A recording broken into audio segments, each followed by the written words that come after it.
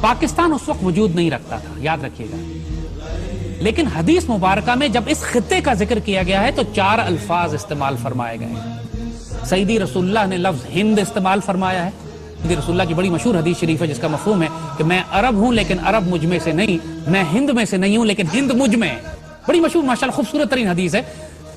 پھر ایک حدیث ہے جو آپ نے فرمایا کہ مجھے ہند کی طرف سے ٹھنڈی ہوا آتی ہے، جس پر اقبال کا مشہور شعر ہے جیسے میرے عرب کو آئی ٹھنڈی ہوا جہاں سے، میرا وطن وہی ہے، میرا وطن وہی ہے۔ تو ہند کی ایک اصطلاح ہے جو سیدی رسول اللہ استعمال فرماتے رہے، غزوہ ہند آپ نے استعمال فرمائی ہے۔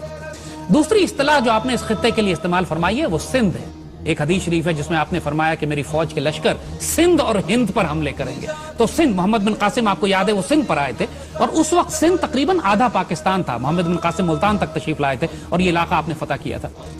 پھر جو لفظ آپ نے اس خطے کے لیے استعمال کیا ہے وہ مشرق ہے، جنرلی ایسٹ، مشرق کی جانب سے۔ وہاں مشرق سے آپ نے فرمایا کہ مسلمان لشکر بھی اٹھیں گے جن میں امام مہدی ہوں گے، اور آپ نے یہ بھی فرمایا کہ خوارج کا فتنہ بھی یہیں سے اٹھے گا، اور آج آپ دیکھتے ہیں کہ خوارج کا فتنہ اسی علاقے سے اٹھا ہوا ہے، پاک فوج اس کو سرکوبی کر رہی ہے۔ پھر آپ نے لفظ استعمال فرمایا خراسان کا۔ خراسان میں بھی جو حدیث مبارکہ ہیں آپ نے اس میں جو لفظ استعمال فرمایا قبلہ خراسان یا قبل خراسان، جس کو جو مرضی اعراب لگا لیں آپ، اعراب پہ اگر آپ اختلاف کرتے ہیں، یعنی خراسان سے پہلے یا خراسان کی جانب، یہ دونوں لفظ استعمال ہوئے ہیں۔ اور ایک آدھ حدیث میں خراسان کا لفظ بھی استعمال ہوا ہے۔ جو پاکستان کا شمالی حصہ ہے، بلوچستان سے لے کر پورا ہمارا فرنٹیئر ٹرائبل ایریا سے لے کے پورا ناردرن پاکستان، یہ بھی خراسان ہے۔ سو اگر آپ تینوں ڈیفینیشن لے لیں، ترجمہ لے لیں کہ خراسان لے لیں، خراسان کی جانب لے لیں، خراسان سے پہلے لے لیں، جو بھی ترجمہ آپ لیتے ہیں اس میں سارا شمالی پاکستان شامل ہو جاتا ہے۔ اور مشرق جب کہتے ہیں تب بھی پاکستان شامل ہوتا ہے، ہند جب کہتے ہیں تب بھی پاکستان شامل ہوتا ہے، کیونکہ ہند جو ہے اب تقسیم ہو کر مشرق ہند اور مسلم ہند میں تبدیل ہو گیا۔ سیدی رسول اللہ نے جنرل ڈائریکشن کی بات کی ہے خراسان کی جانب، پھر آپ نے فرمایا مشرق کی جانب، پھر آپ نے فرمایا ہند کی جانب۔ تو یہ ایک جنرل ایریا ہے، لہذا کوئی پن پوائنٹ ایریا نہیں ہے یہ کہ یہ کہیں کہ صاحب یہ علاقہ صرف ایران میں ہے، یہ علاقہ صرف افغانستان میں ہے، یہ علاقہ پاکستان ہے۔ اس میں اب اس کی وجہ ہم آپ کو بتاتے ہیں کیوں کہ ہم یہ بات کر رہے ہیں کہ خراسان کی احادیث مبارکہ کو آپ غزوہ ہند کی احادیث سے الگ نہیں کر سکتے۔ آپ کسی صورت میں حضور صلی اللہ علیہ وآلہ وسلم کی وہ احادیث مبارکہ جو سیدی رسول اللہ نے ہند کے بارے میں فرمائی ہیں ان کو، کیونکہ یہ سارا علاقہ ایک ہی ہے، ہند، مشرق اور خراسان یہ ایک پیکج ہے، اور احادیث مبارکہ اس میں آپس میں جڑی ہوئی ہیں۔ ہند کے بارے میں ایک بڑی مشہور حدیث ہے سیدی رسول اللہ نے جو فرمائی، اور ہم پڑھ کے سناتے ہیں۔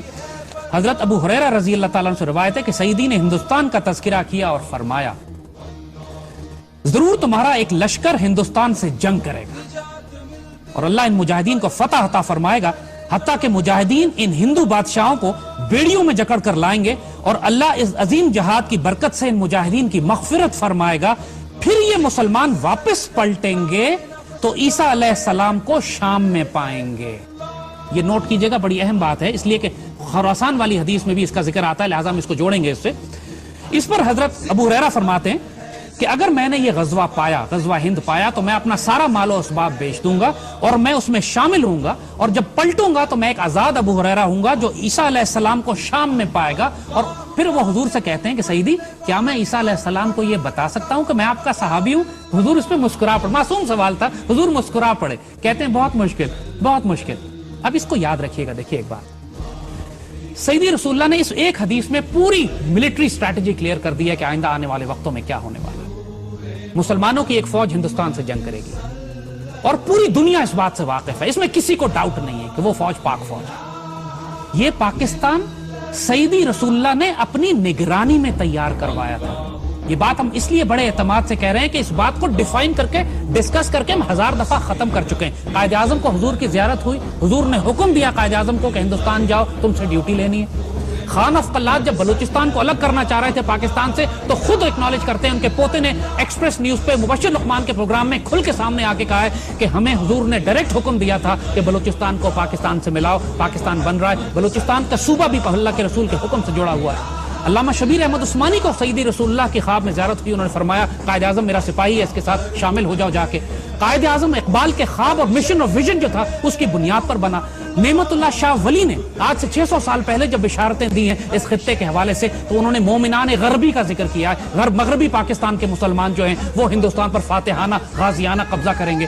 تو اس میں کسی کو ڈاؤٹ ہی نہیں ہے کہ یہ پاکستان جو سیدی رسول اللہ نے اپنی نگرانی میں تیار فرمایا ہے، جس کو غزوہ ہند کے لیے تیار کیا گیا ہے، یہی لشکر ہوگا، یہی پاکستان آرمی ہوگی جو سیریا جائے گی، شام جائے گی، اس وقت جب آخری زمانے میں اسرائیل کے ساتھ ایک فائنل بیٹل ہوگی۔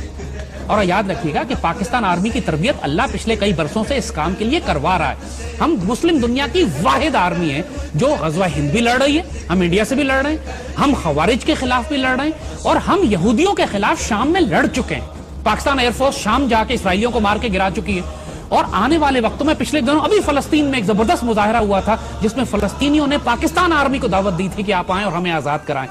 تو یہ یاد رکھیے گا کہ اس خطے سے، خراسان سے، مشرق سے، ہند سے 2 فوجیں شام نہیں جائیں گی۔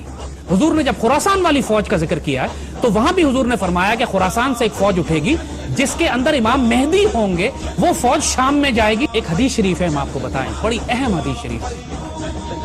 میرے آقا سیدی رسول اللہ صلی اللہ علیہ وسلم نے بالکل واضح بتا دیا تھا کہ عربوں میں جنگیں در جنگیں ہوں، عرب دنیا تباہ و برباد ہو جائے گی۔ حدیث شریف میں ذکر آتا ہے کہ عرب جب بالکل جنگوں میں گھر جائیں گے، بے اختیار جنگیں ہوں گی عربوں کے اوپر، اور پورا عرب جو ہے حالت جنگ میں ہوگا، کوئی مستحکم حکومت وہاں نہیں ہوگی، اس وقت حضور نے فرمایا، ایک حدیث شریف ہے کہ اللہ تعالیٰ غیر عرب قوم میں سے ایک فوج اٹھائے گا جس میں عربوں سے زیادہ شہسوار فائٹر ہوں گے، تگڑے فائٹر ہوں گے، اور اس قوم کا اسلحہ عربوں سے زیادہ طاقتور ہوگا۔ نوٹ کیجئے کہ پوری عرب دنیا میں سب سے زیادہ خوبصورت فائٹر پاکستان میں ہے، اور پاکستان اس دنیا کا واحد مسلمان غیر عرب مسلمان ملک ہے جس کے پاس ایٹمی ہتھیار ہیں۔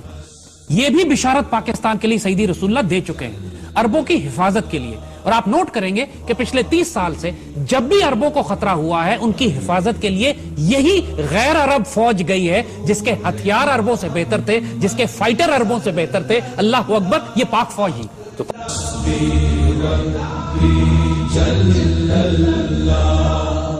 ما فی قلبی غیر اللہ، نور محمد صلی اللہ حق لا